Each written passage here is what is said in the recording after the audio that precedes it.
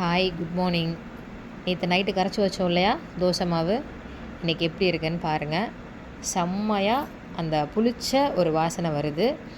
எப்படி புளிச்சிருக்கு பாருங்கள். நம்ம ஒயிட் ரைஸும் உளுந்தும் சேர்த்து ஊற வச்சோன்னா எப்படி வரும் வாசனை, அந்த மாதிரி வாசனை அந்த மாதிரியே புளிச்சிருக்கு. அதனால் இது வெறும் பவுடர் தானே, நம்ம கரைச்சி வச்சா நல்லா இருக்குமோ இருக்காதோ அப்படிலாம் யோசிக்காதீங்க. சூப்பராக புளிச்சு வரும். தோசையும் அவ்வளோ அருமையாக இருக்கும். தோசை ஊற்றுறதுக்கு முன்னாடி சட்னி தாளிச்சிக்கிறோம். இன்றைக்கி மல்லாட்டை பயிர் சட்னி தான். எண்ணெய் ஊற்றி கடுகு போட்டு உளுத்தம்பருப்பு போட்டு கருவேப்பிலை போட்டு அழகாக தாளித்து ஆல்ரெடி அரைச்சி வச்சுட்டேன் மல்லாட்டை சட்னி. அதில் தாளிச்சதை எடுத்து கொட்டியாச்சு. காலையில் தோசைக்கு மல்லாட்டை சட்னி செம்ம டேஸ்ட்டில் இருக்கும். ஓகே, இப்போ சட்னி தாளித்து வச்சாச்சு. அடுத்தது தோசை ஊற்ற போகிறோம். தோசை எப்படி வருதுன்னு பாருங்களேன். இந்த தோசை ஊற்றும் போது இந்த புள்ளியாக ஓட்டைகள் விழுதில்ல, அதுதான் தோசையோட ப்ளஸ்ஸே. தோசை சூப்பராக வரும் அப்படின்னா இந்த புள்ளி தான் அடையாளம். எவ்வளோ அழகாக தோசை வந்திருக்குன்னு பாருங்கள்.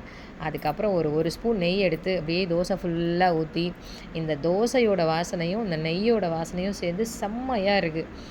தோசை வெந்ததுக்கப்புறம் அழகாக திருப்பி போட்டுட்டு, இது பார்த்திங்கன்னா ஃபுல் ஆஃப் ப்ரோட்டீன் 1 டேக்கு தேவையான எனர்ஜி நமக்கு இந்த தோசையில் கிடச்சிரும்.